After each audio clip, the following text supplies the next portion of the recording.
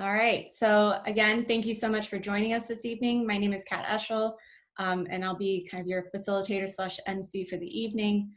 So again, thank you so much for coming to tonight's policy open house, where we're going to discuss the development of a new policy to reduce carbon emissions from existing large buildings. And first of all, I got to be able to advance my slides. There we go. So some quick meeting guidance. So we are obviously using Zoom for this presentation. And so it's going to be a presentation followed by breakout discussions where you're going to have the opportunity to provide some questions or comments that you may have. During the presentation portion, we're going to keep all microphones muted. If you're experiencing any technical issues or if you have a clarifying question about something in the presentation, please let us know using the chat function. So I've highlighted what the chat function looks like, and just so that you can see where that is. And then once the presentation is over, we're going to go into breakout Zoom rooms. And in that space, you're going to be able to unmute and share your video, and there'll be a staff member there to help facilitate a discussion. So just so you know, as you can see, we are recording this meeting. The recording will include both the presentation, any questions and answers received during the meeting. So we're going to have just a little bit of time allowing for Q&A, and the report outs from the breakouts at the very end of the session. We are not going to be recording the breakout sessions. If you do not wish to be recorded during the meeting, please turn off your microphone and camera. So what are we going to be doing today? So we're going to go through and hear a quick word of welcome from Chief Cook. We're then going to introduce the team that's going to be presenting today and helping to facilitate the breakouts. We're then going to have about 40 minutes of presentation and with a little bit of time for questions and answers right afterwards. We're then going to have about 25 minutes for breakout discussions. And then we're going to keep the last 15 minutes to report out from our breakouts and sort of share a little bit of what we've talked about and go through next steps for this process. So first of all, thank you so much, Chief Cook, for being on the line, and who's going to give us a couple words of welcome. So Chief Cook, take it away.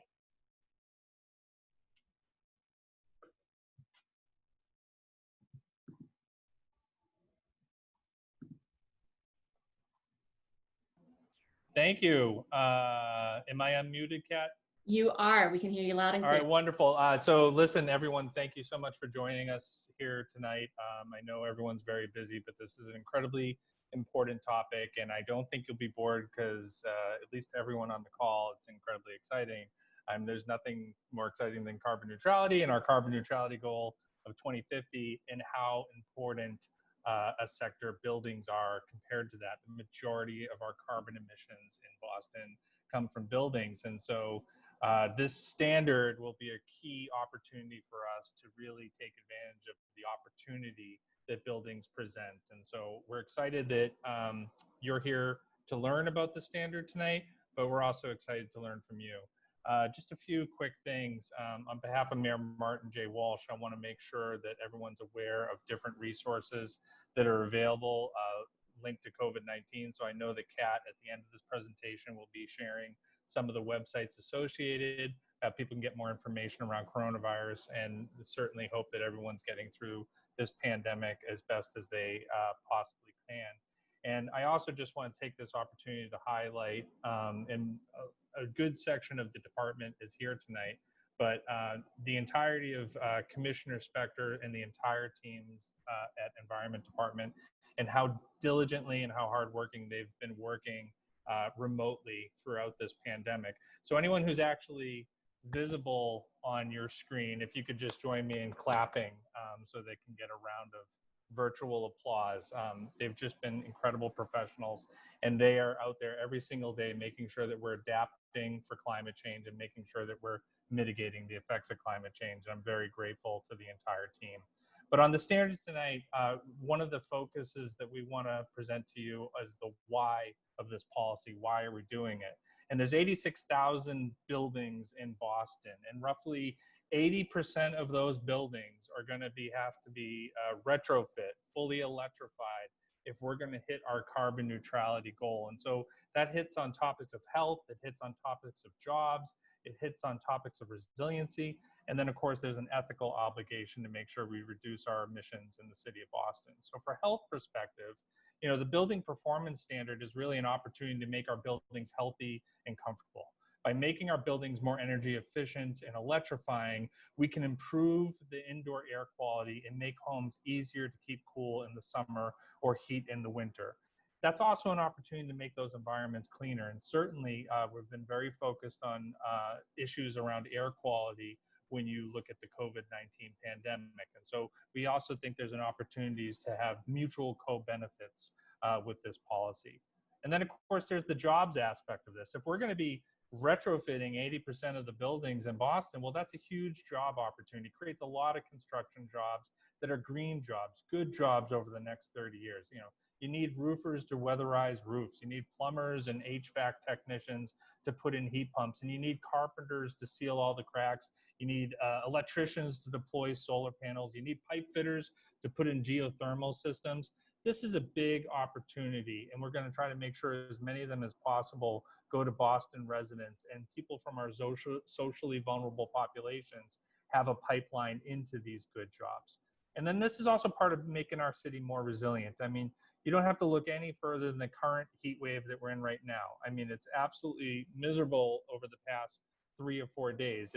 If you're in your home or your office and it was more energy efficient, well, it's going to be less expensive to keep cool in a heat wave. And you're going to have, if you have a heat pump, you'll have access to both heating and cooling. If you combine that with air filtration systems, you can keep your energy bills down, and you can keep that air in your home or your office even cleaner. And then lastly, I said about the ethical obligation we have, and I think this is something everyone on this call is probably familiar with. You know, we can't keep contributing to the actual problem that got us into this mess in the first place. We're anticipating in Boston 40 inches of sea level rise through 2070. We're anticipating more heat waves like the one we're experiencing. We're anticipating bigger precipitation events. All of these effects of climate change disproportionately affect, like COVID-19, our most socially vulnerable populations. So we have an ethical obligation to stop contributing to the effects of climate change. And the biggest way we can do that is through buildings. So we're excited that you're here tonight to learn, but also we're very excited to learn from you. So on behalf of Mayor Martin J. Walsh, welcome. Thank you. Thank you so much, Chris. Really appreciate that. Thank you for setting the tone for this meeting. So some other speakers that you're going to hear tonight. So again, my name is Kat Eschel. My pronouns are she, her. I am your Carbon Neutrality Program Manager. Some other faces that you're going to see speaking are Allison Brizius, who's managing the back office of the Zoom and letting people out of the waiting room. And so you'll see Allison pop up during the Q&A portion. We're also going to be hearing from Andrea Atkinson, the Executive Director of One Square World, and Philip H. Gates, a Senior Associate at Synapse Energy Economics, who are part of the project team in helping us to develop this policy. I also want to acknowledge that, as Chris said, Chief Cook said, we have about, I would say, a solid third of the department on the call today at the very least. And so a lot of them are actually going to be leading breakout discussions, and some others are going to be taking notes. So a huge thank you to all the city staff that are helping out tonight. So Ben Silverman, Brenda Pike, Emily Desrochers, Laura Kim, Peyton Seiler-Jones, Zoe Davis, Chris Kramer, Aiden Smith, and Kathleen Hart. Thank you to them, and you'll be seeing them in your breakouts. So now on to the first portion of tonight's event, the presentation. So during this presentation, we're going to be covering a couple of topics. We're going to start with talking about our climate goals in the 2019 Climate Action Plan, and really get into why we're talking about carbon emissions from large buildings. We're then going to talk about what exactly a building performance standard is, define what that policy is, and then we're going to share our policy development process and our timeline. And then we'll talk about what we're going to be doing today during today's breakout discussions. And so essentially what we're doing today is we're telling you what brought us to this point and describing the process that we're undertaking and understanding your questions, concerns, and ideas. Today is really about level setting. We want to make sure that everyone has a shared understanding of the process to date and understands the scope of the policy that's under discussion. So let's get into it. So we know that in Boston, climate change is going to heavily impact us. Those impacts include sea level rise, extreme heat, stormwater flooding, And these changes are going to disproportionately affect our socially vulnerable populations, Black and Brown communities, women, older residents, people with limited English proficiency, low-income residents, and residents with disabilities or with underlying health and medical issues. And so that's why in Boston, we are committed to climate action. We're working to prepare communities for the effects of climate change, but we're also working to eliminate carbon pollution and to do our part to fight global climate change. So how does Boston contribute to that global climate change? It's all down to what we call the greenhouse effect. So our atmosphere is like a greenhouse. There are some gases in our atmosphere, like carbon dioxide, that trap heat from the sun, and they help make our planet livable. So if we didn't have carbon dioxide in our atmosphere, we would be freezing and we wouldn't exist. So the greenhouse effect is what helps make our planet livable. However, some human activities that rely on fossil fuels release more of these greenhouse gases. So the way that we contribute to these greenhouse gases is that we're burning fossil fuels like oil, gas, or coal in power plants to generate electricity. We burn them in boilers and furnaces to create heat and hot water. And we also burn gas and diesel in cars to get around. And so all these fossil fuels are adding to the amount of greenhouse gases that are in the atmosphere, and they're contributing to a stronger greenhouse effect. And so that is what is leading to our climate changing. So how does Boston contribute to this? What is our footprint in terms of carbon emissions? So in 2005, where we started, back when we started working on this stuff, we released nearly 8 million tons of carbon. And so for scale, Boston accounts for about 1/10 of Massachusetts' carbon emissions. You would have to plant a lot of trees if you wanted to offset that. And then in terms of where those emissions are coming from, in 2017, 70% of our carbon emissions came from buildings, and then transportation accounted for about 29% of our emissions. And so we're building on a long history of climate action. As I mentioned, we started working on this in 2005 with our first climate action plan, which came out actually in 2007. And at the time, we had set an early goal of decreasing our carbon emissions by 80% by 2050 from that 2005 baseline when we emitted 8 million millions of tons of carbon. So lots of numbers. In 2007, we also adopted Article 37, which were our first green building requirements for new large buildings. We then updated our climate action plan for the first time in 2011. And then in 2013, we passed our first major building policy to encourage energy efficiency and emissions reductions in existing large buildings. And so the 2013 policy is the Building Energy Reporting and Disclosure Ordinance. So this policy, which we often also call BERDO, covers the largest 2,200 buildings in Boston. And so as Chief Cook mentioned, there are about 86,000 buildings in Boston today and counting. Every day we're building more. And so this policy concerns a small number of very large buildings. These buildings represent approximately 1/3 of the total built area in our city, but then they account for nearly half of our annual greenhouse gas emissions. These buildings are required to report their energy and water usage to the city each year. So all the water and energy that they use in a year, they're telling us how much they've used. We then disclose that data on Analyze Boston, which is our open data platform to make that available to you, the public. And we also release that in the form of an online map. So if you Google Boston and BERDO, you're going to be able to find that map and see what buildings around you are covered by the standard and how much water they're using and how much energy they're using and what that means in terms of carbon emissions. So then in this policy, after a building has been covered for 5 years, buildings must then undertake what we call the Energy Action and Assessment Requirement. And in that requirement, buildings must show that they have reduced their energy usage, that they're certified as highly efficient, or they have to undertake an audit, an energy audit, or they can do a couple of other things. So there's a lot of different options, but essentially every 5 years, buildings need to show that they've done something. This is also operating in a larger statewide context.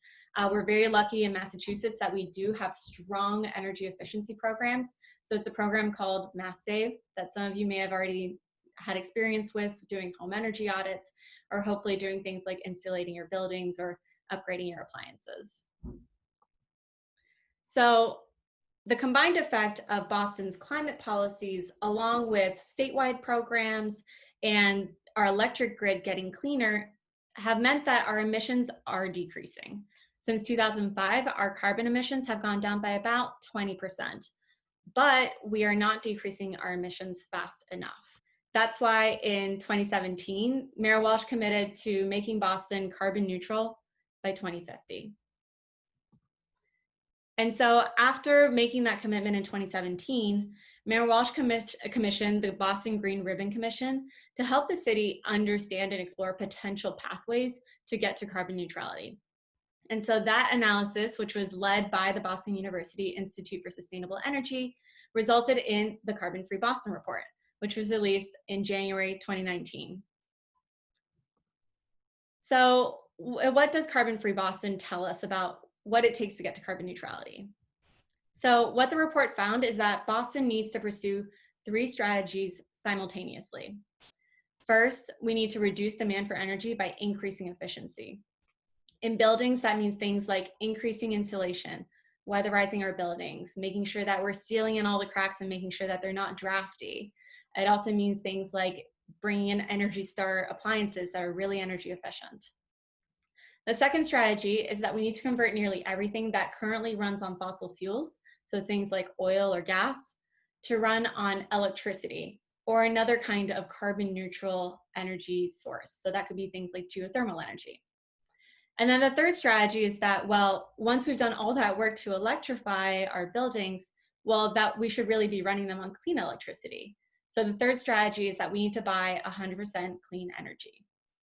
And what the BU team found was that carbon neutrality can be achieved with the technologies of today. They didn't assume that there was any new major technological breakthrough.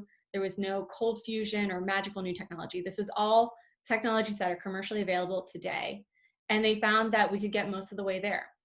They also found that there are substantial benefits to doing this work in terms of improving our air quality, making our buildings more resilient, and generally making our buildings more energy efficient and decreasing those costs for residents. So carbon neutrality is not only achievable, it's also essential to making sure that our community is healthy, thriving, and resilient. When it comes to our building stock, Carbon Free Boston really delved deep they analyzed our current and future building stock. And they found that, newsflash, a lot of our buildings are old. Half of our existing floor space in Boston was built before 1950. And that number is significant because that's when Massachusetts started adopting energy codes to make buildings more energy efficient. The BU team then found that 85% of floor space that will exist in 2050 has already been built. Those buildings already exist, they're here today. So there are 2 parts to eliminating carbon emissions in our building sector. One is that any new building that is not highly energy efficient and 0 carbon from the start becomes a building that we will have to retrofit at some point down the line. The second is that we have 86,000 buildings in Boston already that we need to retrofit. The team then analyzed, well, what does that pathway to 0 actually look like? So they modeled a pathway, which is what is shown on your screen right now. The baseline in orange is if we keep doing what we're currently doing. If BERDO, that Building Energy Reporting and Disclosure Ordinance, stays exactly the same, and if we don't move towards 0 net carbon new construction by 2030. To get from the orange to the blue, you're implementing new policies that result in 0 net carbon new construction. And we implement policies that result in us retrofitting and electrifying our buildings. And then because we've done that work to electrify our buildings, we can then get from the blue line to the yellow line if we then buy 100% clean energy. And so by combining those 3 strategies of efficiency, electrification, and clean energy purchasing, we found that we could get 90% of the way there. So the Carbon Free Boston report, released in January 2019, showed us how we can get to carbon neutrality. And once we understood that pathway and what it could look like and what it meant, we then developed the 3rd update to Boston's Climate Action Plan, which was released in October 2019.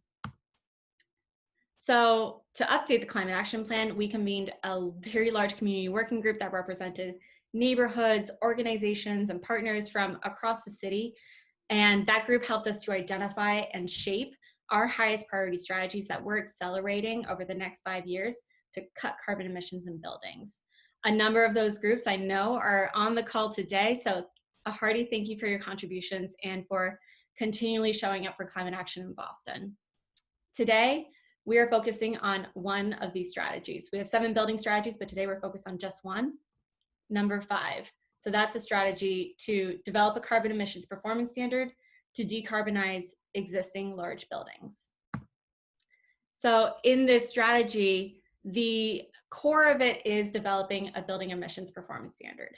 But the strategy also identified a couple of other steps that we need to take if we're going to successfully reduce carbon emissions in existing large buildings.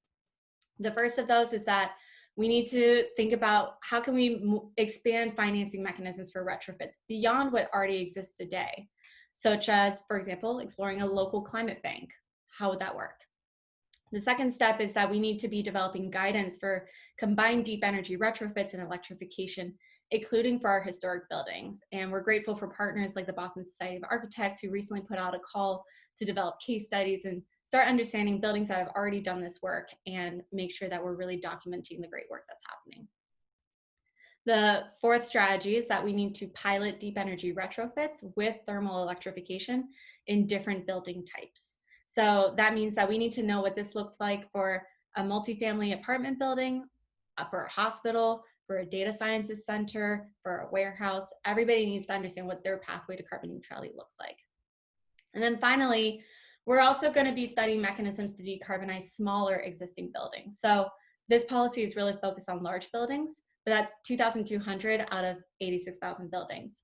And so we want to make sure that we are staying open to complementary programs and policies that can help us to get at the remaining 84,000 buildings. So what is a building performance standard? It sets carbon targets for existing large buildings that decrease over time. And so why this policy? This was a policy that was prioritized by the Climate Action Plan Update Working Group because it directly targets our largest source of emissions. So if you remember earlier, I said that the 2,200 buildings that are covered under BREAKOUT account for nearly half of our total emissions. And so by taking this step, we're targeting the biggest piece of the pie. The benefit of this policy is that it does 2 other amazing things. It sets long planning horizons, and it gives building owners flexibility in how they meet their targets and when they make different investments. So if you know upfront what target you're going to have in 2030, 2040, maybe even 2050, then you're going to know, all right, maybe in this year I ramp up my clean energy purchasing and go to 100%. Oh, I know that my furnace is going to need to get replaced in 8 years. I should make sure to think about, okay, how do I switch that out for a different kind of system? Or I know that in 15 years, this building is going to need to be refinanced. At that point, it's going to make sense to do a big retrofit of that building and really bump up the energy efficiency. And so in terms of the buildings that are covered by this policy, so it's 2,200 buildings, and we're really focusing on those large existing buildings. We are not here today to talk about small multifamily buildings. Much as we love our triple deckers, they're not the focus of this policy. We're also not here to talk about new construction. The BPDA, the Boston Planning and Development Agency, is going to be leading a separate process to talk about what new green building zoning requirements can take us towards zero net carbon new construction. This policy is focused on BREAKOUT buildings. So these are buildings that are 35,000 square feet or larger, or 35 residential units or bigger. And so what you see on the right here is the compliance map that we release every year for BREAKOUT buildings. So I definitely encourage everybody to check it out, see what buildings are close to them, and learn a little bit more about our built landscape here in Boston. But one of the questions that we are actively exploring through this process, and I'll share a couple of our other questions later on, but one of them is, should we be lowering the threshold to 20,000 square feet? That would about double the number of buildings that are covered. And it would increase the amount of emissions, but it also increases the amount of administrative overhead that it takes. So that's one of the things that we are very open to discussion on. And the other piece is, well, how is this different from what we already have? We already have a big building policy, BREAKOUT. And so concretely what this means is that we are moving from an energy action and assessment requirement towards a carbon performance standard. So BREAKOUT right now has these two parts: the annual reporting requirement, which will be maintained. And the second part is the energy action and assessment requirement. And that's what we would be looking to update. So right now, the requirement, it has staggered timelines. Different buildings have to do some kind of action every 5 years on different timelines, and that gets really confusing for everyone. It's also done on a 2014 base year. So potentially a building has done a lot of, maybe they did a lot of work in 2013 and their emissions were really low already in 2014. They might be getting penalized by the structure of this policy. The action and assessment requirement also has many different pathways. So you can do a 15% reduction, you can do an energy audit, you can buy renewable energy certificates, you can get certified. But the combination of having so many different potential pathways means that we're not actually guaranteed that we're going to get to our desired final outcome, which is to achieve carbon neutrality.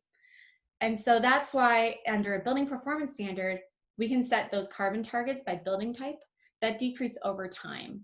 And that means that they can also be aligned with our actual goals, which are to cut carbon emissions in half by 2030 and to achieve carbon neutrality by 2050. We can also really delve in and make sure that we're building in a strong equity focus to this policy. How is this policy going to benefit our residents? How is it going to benefit small businesses? Who is going to have access to those jobs? We also can do things like identify what the rules are going to be for offsite renewable purchases and carbon offsets. So, for example, if you have a really tall, skinny building, they cannot deploy enough solar to be able to generate all of their own electricity on site. So they might need to buy their energy off site if they want to buy clean electricity. What are the rules for that? Where do they have to buy that electricity from? Same thing for potentially an emergency shelter that has a backup diesel generator. If they need to run that backup diesel generator, then they might actually still need to emit some carbon, but that's important from a resilience standpoint. So in that case, would we allow them to buy carbon offsets, and what rules would we set for that? So a lot of opportunities in this performance standard to make sure that we're developing a policy that's aligned with our long-term goals, but also build a policy that makes sense for Boston. There are also a lot of other benefits to doing the work of decarbonizing buildings. One is that we might just live and work in healthier buildings. Taking the steps to cut carbon pollution in buildings can improve indoor air quality and improve comfort. If you're living in an energy efficient building, it's a lot less expensive to cool it. And I am definitely feeling that right now.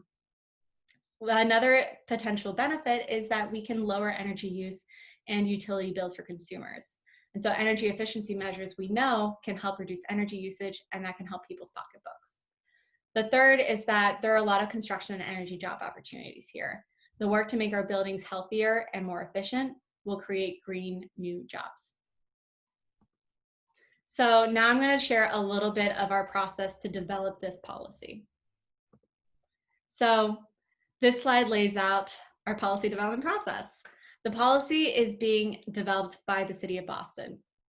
And so to help us develop this policy, we are working with two teams of experts: Synapse Energy Economics, who are conducting the technical analysis, and One Square World and Alternatives for Community Environment, who are helping us to center frontline communities in the policy development process and to ensure that this is a policy that is equitable and aligned with our shared goals of making Boston a resilient, healthy, and thriving community for all. There are then two advisory groups that are directly advising the project team and providing expertise. Synapse is working with the technical advisory group that is providing technical expertise and helping to inform the carbon targets, our pathways to get to zero, informing the cost analysis. And then One Square World and Alternatives for Community Environment are working with a resident advisory group who are contributing their lived expertise and helping to inform the policy principles, making sure that we're maximizing the benefits and the opportunities for residents, and making sure that we're really honed in on what the health outcomes of this policy are going to be. And so the combination of these two advisory groups, they're contributing and grounding us in their technical expertise and their lived experiences to help shape the policy and its development. The third layer in the policy development process is the wider community stakeholder group, which we're convening in a series of open houses. Y'all are here.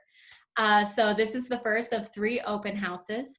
And in the open houses, our goal is to keep you in the loop and give you an opportunity to participate in this process too. And so what we hear in these open houses will help support the policy development process led by the city and its partners. And then as appropriate, we may also coordinate additional focus groups. If you have a particular topic that you're interested in, we will be sharing a survey after the meeting where you can let us know so we can gauge interest in different topics and understand what kinds of focus groups may be needed to support this process. So now I'm going to turn it over to Philip and Andrea to share a little bit about their work and what it's focused on. So at this point, I think we're ready for you, Philip. Take it away.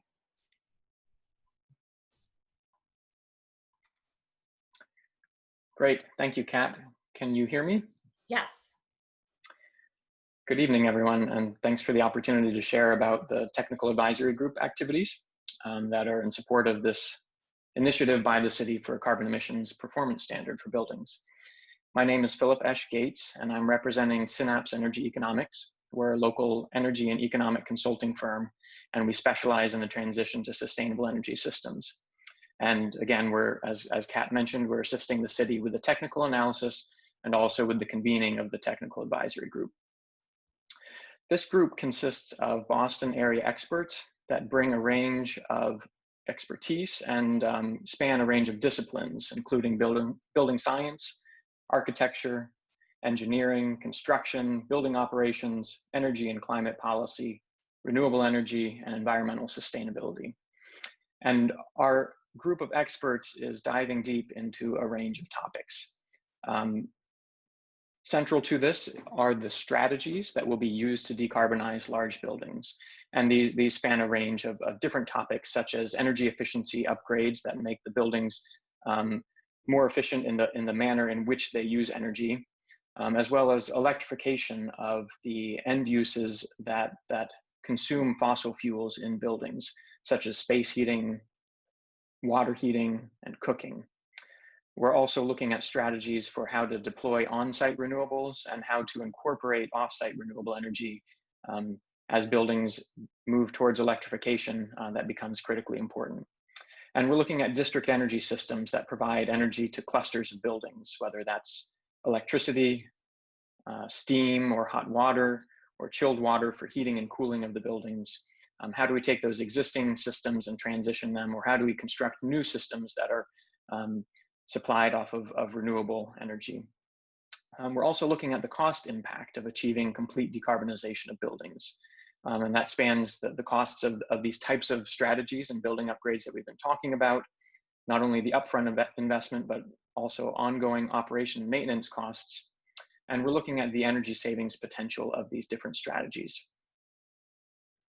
Finally, we're taking a deep dive into developing or assisting the city with developing emissions performance targets that decrease over time. And that includes analysis of the performance of existing buildings so that we can then help set equitable targets for different types of buildings that get more stringent over time to push those buildings towards the 2050 goal of total decarbonization. So the technical advisory group has met 3 times. Our next meeting will take place tomorrow, and during that meeting, we'll take a closer look at the costs of decarbonization. And we've also had numerous meetings in smaller focus groups to examine a range of topics in greater detail. And I'll, in the interest of time, I won't go into great detail on those, but I will be on the balance of this meeting, and feel free to ask questions related to that. As Kat described, these technical advisory activities are continuing in parallel with the other stakeholder advisory work, and we expect to wrap this up in the next couple of months on the technical advisory side. So I just wanted to say thank you all for the opportunity to share about this work, and turn it over to Andrea.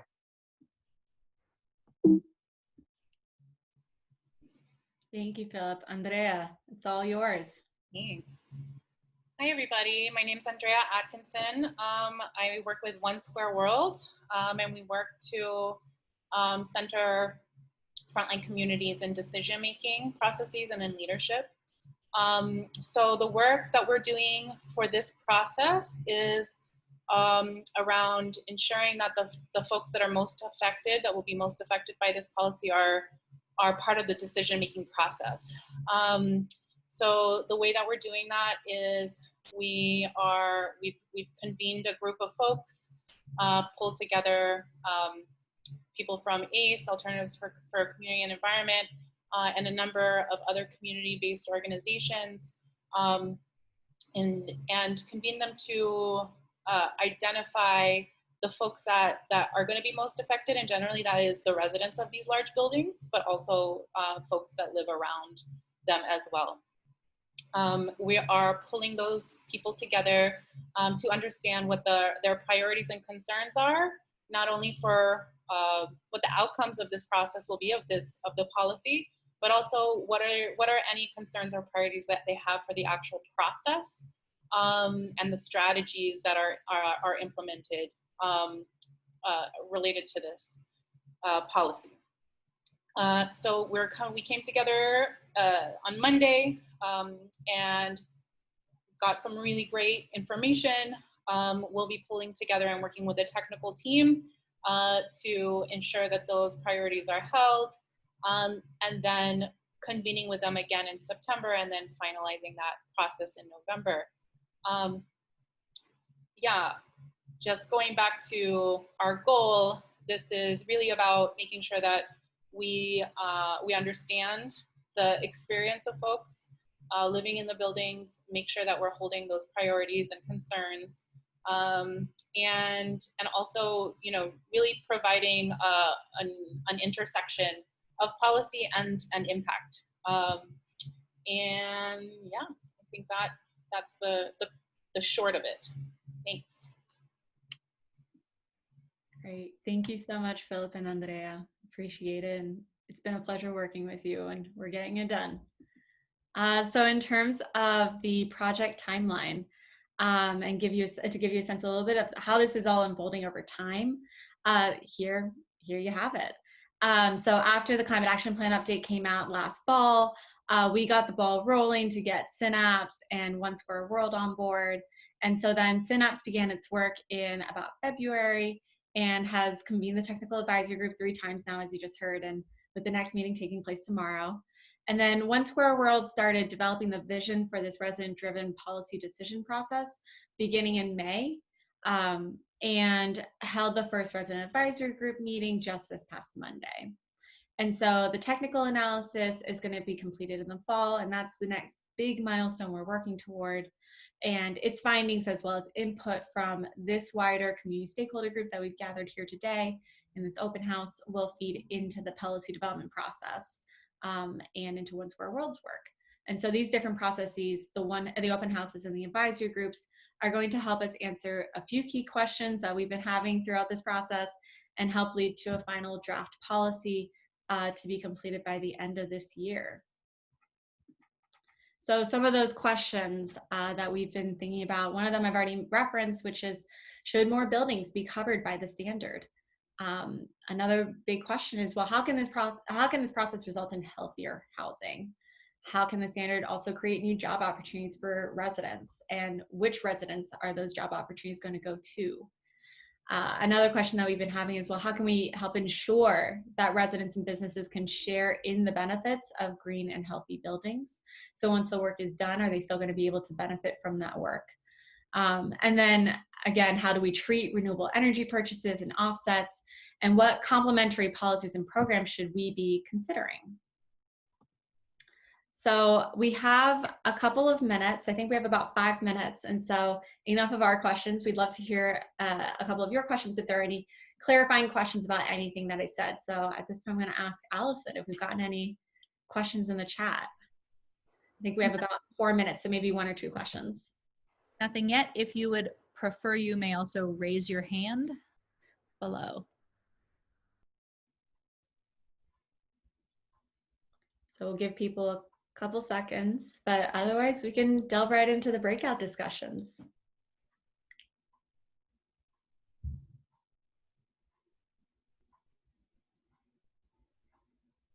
So we have one question. Okay.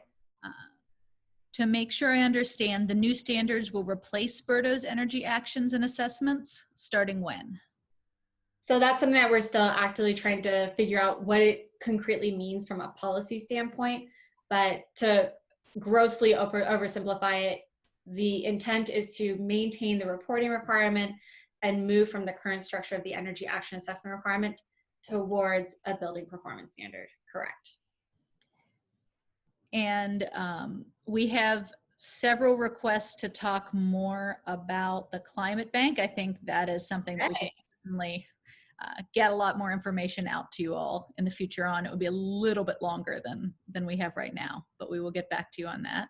Absolutely. And a question about the status of the BPDA's work on green building zoning for new construction.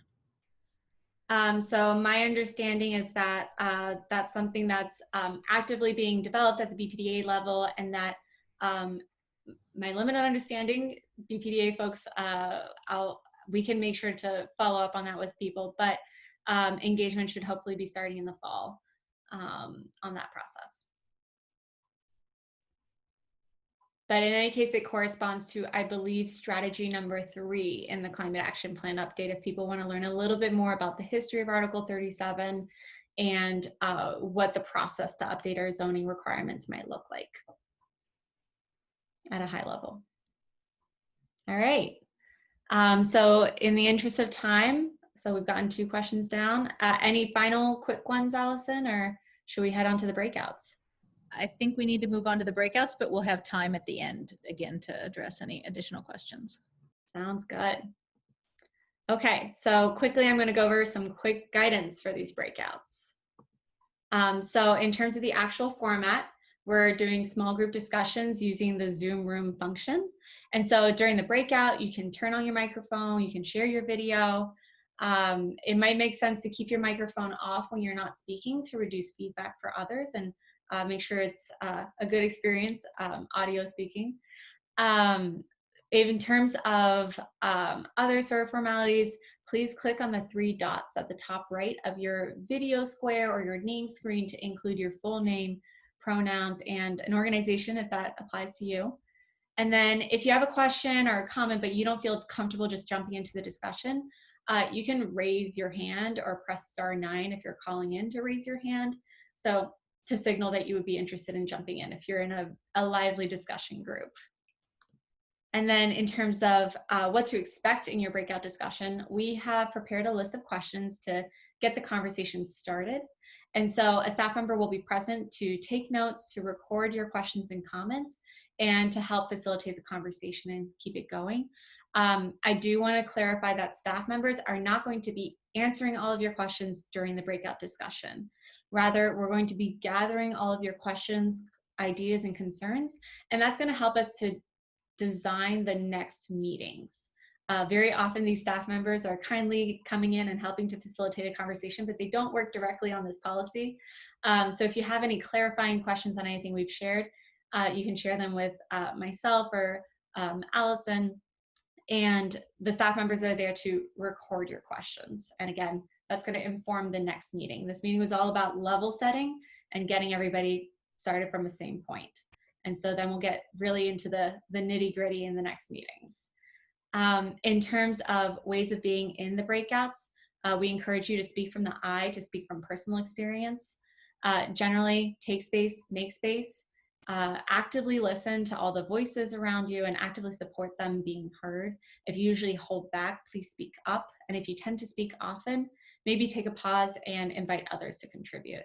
The third is to please actively listen and agree to treat one another with respect and to listen to your other group members. And then finally, to own your intentions and impacts. So to respect each other's experiences and take responsibility for the effects of your words. If you hear something that you have a strong reaction to, you can also let the group know, and just be open to dialogue and always be actively listening and treating one another with respect, please.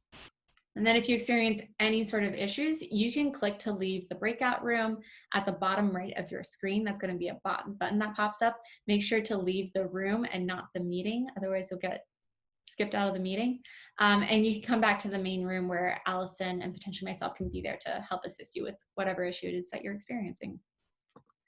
And then in terms of the actual breakout questions, so the questions that we're going to send you off with, we just want to hear from you what your initial questions are about this strategy. We want to hear what concerns you have, what opportunities you see. We're also hoping to hear how you think this policy could affect you and your community, your neighborhood. And then generally, we're always interested to hear what you would like to learn about in future meetings. So Allison, I think at this point, we're ready to send everybody off into their breakouts. Great. Enjoy, everyone. See you in a few minutes.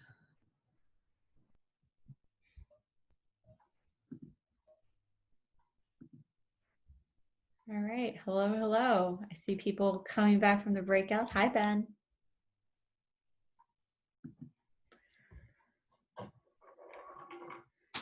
Okay. So we'll give people a few more seconds. Or Allison, can you see if everybody's come back from the breakouts? We're going to need to give them a few more. All righty.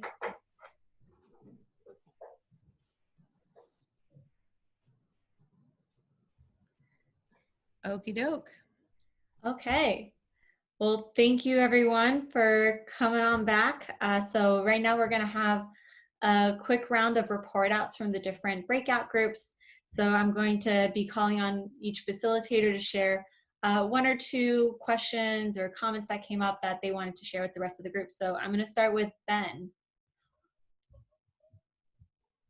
Thank you. So I think we had a great discussion. Two kind of points that folks wanted to emphasize is a question around enforcement. You know, how and in what way will the city enforce this policy, and pointing out that ensuring compliance rates is very important for its success. And then secondly, the kind of complicated question, but important, of costs and benefits of who shoulders the costs of these energy performances. Is it the resident? Is it tenant? Is it the owner? And who is realizing the benefits from this energy efficiency work? So how will the policy address those sorts of questions? Sounds good. Thank you. All right, next, Brenda. So there was a lot of talk about concerns about smaller or mid-size owners not having the energy staff or the resources that larger owners have, especially if the threshold was lowered to 20,000 square feet. There was a lot of support for that idea, but just a point that that they would probably need different requirements than larger buildings, or have a time period where they're just reporting before thresholds are set by them, so that those are set appropriately. Okay, thank you. Next up, Emily D. Hi all. So my group had some really interesting conversations. One point that I wanted to share with the larger group was the topic we talked about of improving the job pipeline into the green new jobs, and also including training for the new technology that these new jobs would hold. And the second point I wanted to share is also echoing Brenda's point, where if we lower the threshold to 20,000 square feet, we just talked about some difficulties that may happen. So that was also mentioned, to echo Brenda. Okay, thank you for sharing that. Nice to see some common threads of discussion emerging. Next up, Laura.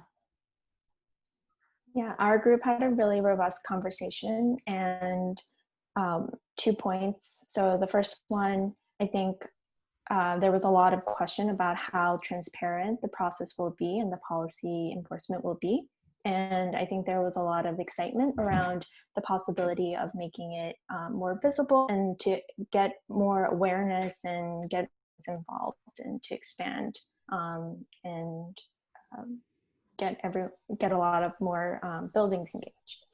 And then the second point was around kind of the question about are all the stakeholders, and there was a lot of excitement also about getting the local tenants and low-income residents engaged. I think there's a desire to learn more the building owners and business owners that are involved in actually carrying out the policy. All right, thank you. Next up, Peyton. Awesome. Yeah, so with a lot of overlap with what I'm hearing, Ben's point about enforcement and ensuring the policy has teeth certainly came up. Emily, your point about jobs, that came up in our group as well. How do we ensure these jobs go to Bostonians? But to add a couple other things, someone brought up the point around data quality. If this is kind of building off the Berto data set, how do we ensure the accuracy so that we ultimately do meet our goal of carbon neutrality? And then another point, as we were sort of talking about opportunities, somebody used the word transformative. Like, this is such an awesome opportunity to start to transform our city. How do we communicate that really clearly throughout the process, that this isn't like this hard, scary thing? It is hard, and sometimes that can feel scary, but it really is an opportunity, and how exciting that is. Great, thank you. Next up, we have Zoe and Zoe's breakout. What did you talk about? Thanks, Kat. So one point that I wanted to bring up, it sort of echoes what Ben was saying. There were questions around financing retrofits and the cost of the energy performances. And then the second point, which is, I think, a larger part of our conversation, is just thinking about the practicality of how the policy will be implemented, thinking about what does electrification look like? What does that look like amongst different building types? And one specific question was, how will multi-use buildings, thinking of sort of buildings in academic institutions, how will these buildings be viewed through the policy? Yeah, a question that's been actively explored in the technical advisory group. So yeah, right on. Next, Chris and Chris's breakout. What did you talk about? Yeah, a lot of the same topics. I'll emphasize the question of enforcement and currently, the current compliance rate and how we increase, how we up that. And just to add, the question of advanced warning and making sure building owners and management, they're aware of the policy and that they're thinking ahead, and that they don't learn about the policy and its requirements, the year reporting is due. Absolutely. Yeah, that's part of why in performance standards, setting sort of those longer term planning horizons is going to be so important, and then making sure that that communication piece is done well. Absolutely. Thank you. Next up, Aiden.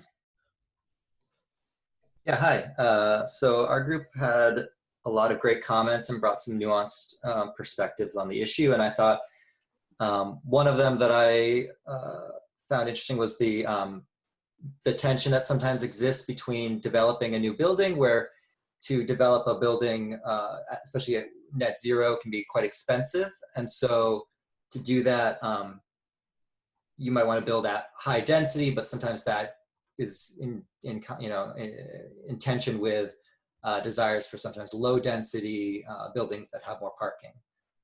So that was an interesting perspective there. And then also a question about, if you're a manager of a co-op, for example, and you have jurisdiction over common areas in that co-op, and you don't have control over the people who own, what people who do when they own their own unit, but you're pulled into this requirement. How do you both, meet that requirement, but with the limited tools that are potentially at your disposal? So those are two comments. Okay, thank you. Yeah, condo associations can present some really difficult challenges here in terms of who has to take action here. And then our last great breakout group led by Kathleen. Hi, everybody. I just want to say thank you to my breakout room group. You are all very passionate. And sorry for the abrupt leave back to the big group. But there are two concepts that came up. I don't want to talk too much about them because they are kind of echoing some of the other ideas. But in terms of enforcement, we talked about penalties for noncompliance. But on the other end of that, we talked about rewards and incentives. So how do we lift up the people who are doing well and are complying and meeting the needs that they have to? And building off of that urgency in terms of timeline, I know we have the 2050 deadline, but we just want to know when this would be developed and how quickly it would be implemented. And we also talked about opportunities. I know that this has been mentioned before. I think Peyton mentioned job creation for Bostonians, but we went a little bit further and said local socially vulnerable populations. We would love to have a direct pipeline to those populations in Boston and communities. And we also saw an opportunity for hands-on education so that not just the people who are complying are understanding why this is important. Okay. Yeah, some big topics there. Okay, well, thank you so much, everyone. Yeah, I really ran the gamut, but also interesting to see where some of the conversations overlap. So yeah, deeply appreciate it. And we were taking notes, and so we'll work to make a synthesis available for the public as well. Okay, in terms of some next steps. So the next open house will take place in September. We're gonna confirm the date and make sure that everybody who signed up for this open house hears about that, and we'll also be sending it out over email via Greenovate and on the city's website.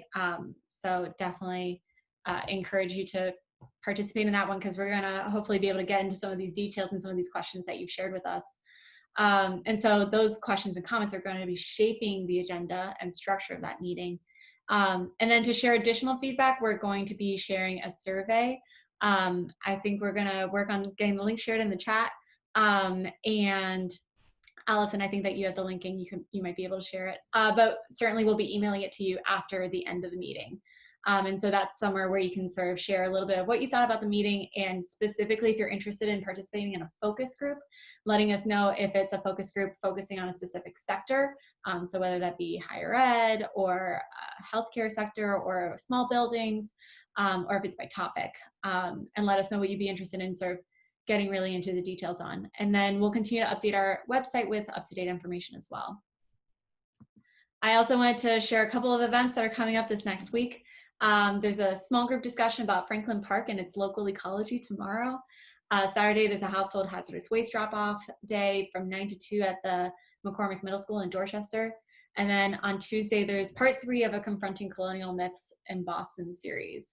So lots of city events on boston.gov/events, a lot of them taking place online. And I believe there's also information about Fix-It clinics going virtual as well on our Twitter thread, on our Twitter feed as well. So if that's something you're looking for, check that out. And then finally, I want to acknowledge that obviously we're not meeting in person today due to the ongoing COVID-19 pandemic.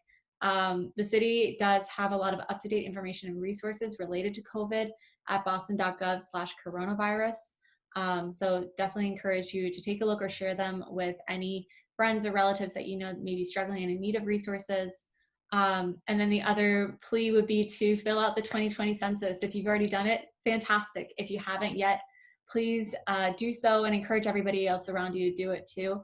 For every person that we don't count, that's a potential $2,400 per year that we lose. And this goes to things like housing, Section 8 vouchers, free breakfast and lunch at schools, a lot of really fantastic programs that help make our city a welcoming and healthful place for everybody to live in. So fill out the census. So that's our program for tonight. Thank you so much to everyone for hopping on. Allison and myself will be staying around for a little bit longer to answer any sort of lingering questions that may be out there. But in any case, we'll definitely be seeing you again in September. And don't forget to fill out our feedback form, which we'll be sending after the meeting. Thank you.